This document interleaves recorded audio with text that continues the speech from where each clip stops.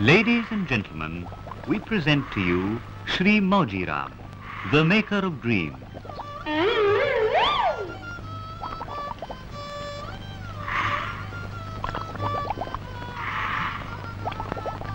On this hot afternoon, Mauji recalls how not long ago, reality stung him on the nose.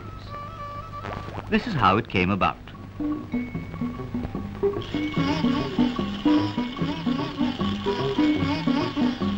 For carrying a pot of honey to the next village, he was to be paid half a rupee. During the walk, his formidable imagination planned a fantastic future. With half a rupee, I'll buy a few eggs. Out of the eggs will come chicks.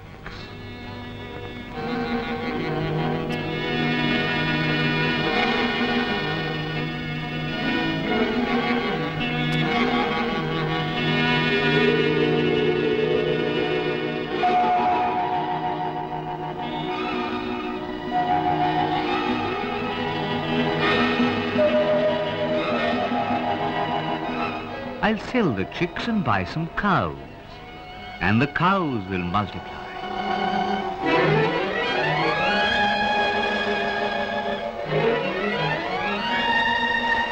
Day after day, I'll get richer and richer and richer.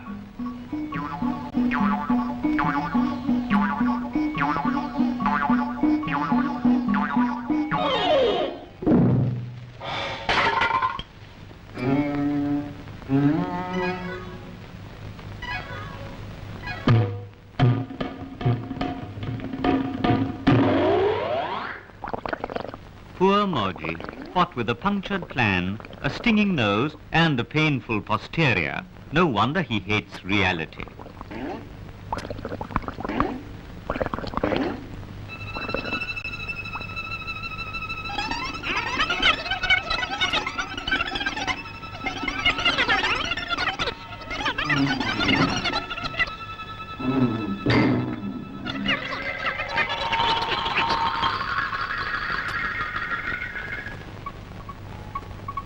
You've been planning to fix this house ever since my grandmother died, you selfish dreamer. Now fix it. I'll fix it. I'll fix the house, and I'll fix you, and I'll fix the whole world.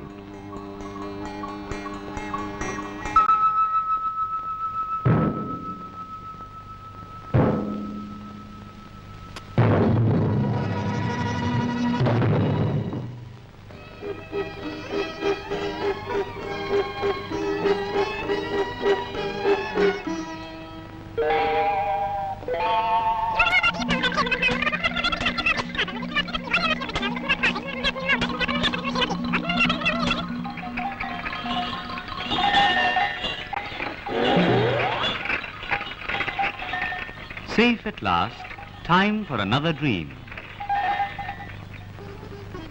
Sukhiya, Lakshman, Bholanath, Moujiram.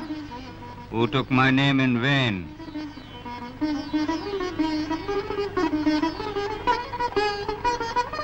The members of the Panchayat are discussing a list of people who have been invited to go on a tour of India to see the activities of the 5-year plans.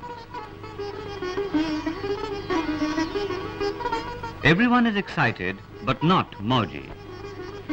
Take it from me, says Mauji. Plans always get people into trouble. I should know.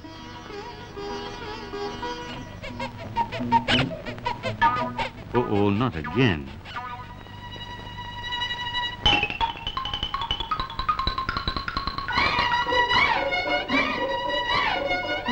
And so, because of the loving persuasion of his spouse, Mauji decides to tour India.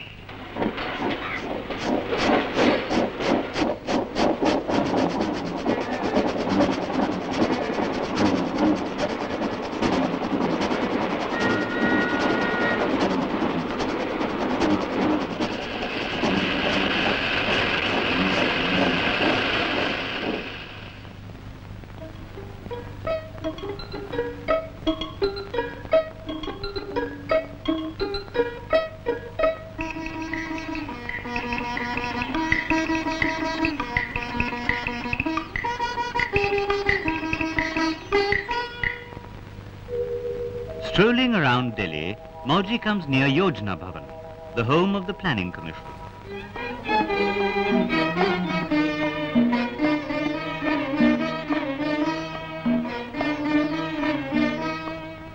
What are you chaps doing here anyway? We are the Planning Commission. So, you're the fellows who make plans, huh? Wise guys, dreamers. Yes, Mr. Mauji, we may be dreamers, but there's one big difference between your dreams and our plans. Let us say you want a happy home. What? With my wife?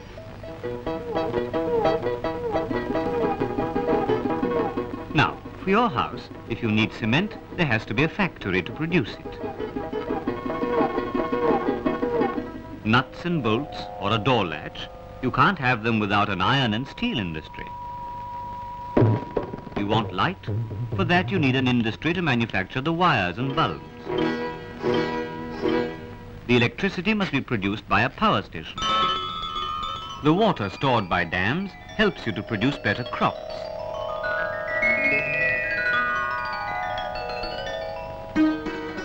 You need fertilizer, more factories.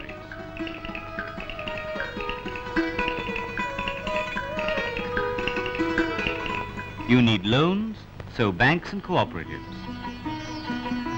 Now you have a house. One day your wife falls desperately ill. She's about to die. Impossible. Please don't be frivolous. You would need a doctor. To produce doctors, we need colleges. And even if we had plenty of doctors, which we don't, how would a doctor reach you in time if we didn't have good roads? And there are dozens of other things which are necessary for you to have a decent life. These things don't grow on trees. They have to be planned for. And all these things are for you, Mr. Moujiram. For me? I don't believe it. For you and for 500 million others. For all of us in the country. Are you trying to tell me that you fellows do all that planning? No. There are thousands of experts who contribute to national planning. First, we must determine the present and future needs of the people. We must know how much food we will need, how much cloth, how many houses, how many schools, how many hospitals, how many new industries, and many other things. When we know what the needs are, we must find and develop the resources with which to fulfill these needs. We must use the natural wealth of the land and what lies under it. To be able to use this wealth to the best advantage, we must develop our other great resource, manpower. We need technicians and skilled workers. Then there is the question of time. We must produce more and more for our growing population, but we must produce it quickly. Otherwise, there will be too many people and too few things.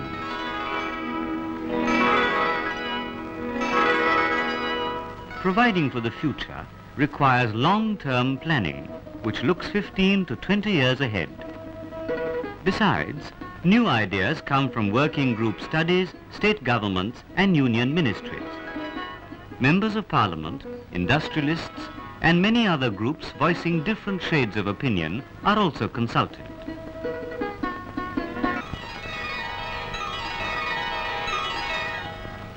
Thus are born a national 5-year plan and state plans with yearly programs and targets. Now all this planning is not just guesswork.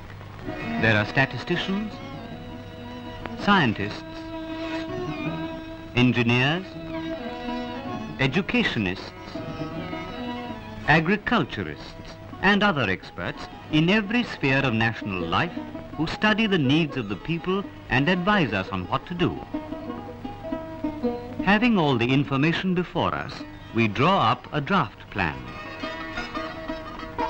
This plan is discussed in state assemblies and parliament. The National Development Council, with the Prime Minister as chairman and chief ministers as members, also have to okay it. So what? If they can sign their names, so can I. What have you proved anyway? All you've proved is that whereas my dreams are big, your dreams are bigger. But they're dreams all the same. Mr. Moujiram, why not come and see us after you've toured the country? Then you can tell us whether our plans are only dreams or whether they have substance and are being translated into reality.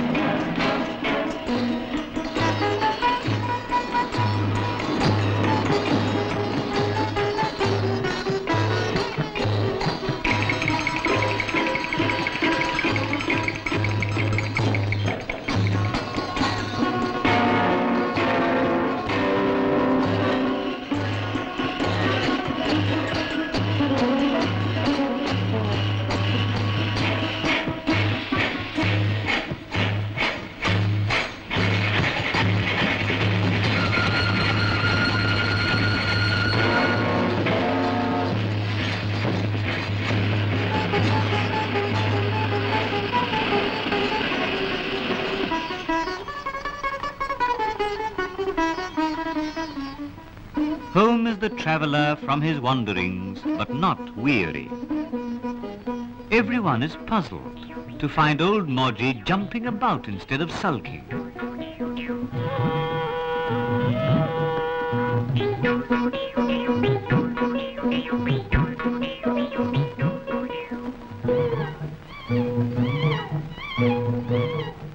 Shh.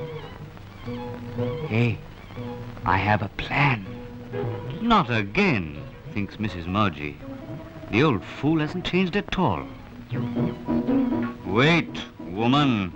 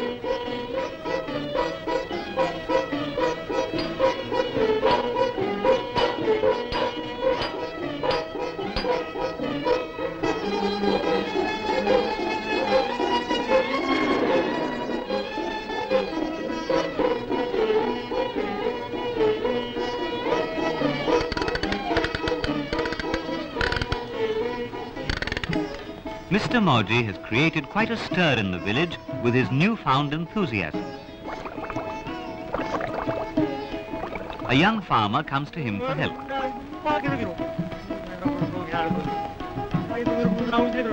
So what if the canal is half a mile away? You can't wait for the water to come to your fields. Go and start digging a channel, you dunderhead. I'll join you presently. What are you staring at? Go and cook the food. A working man like me gets hungry.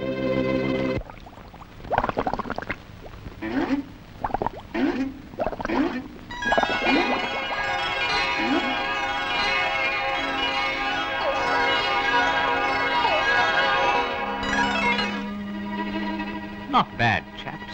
Not bad at all. Keep it up. I'm in a hurry now. I'll see you in the next plan.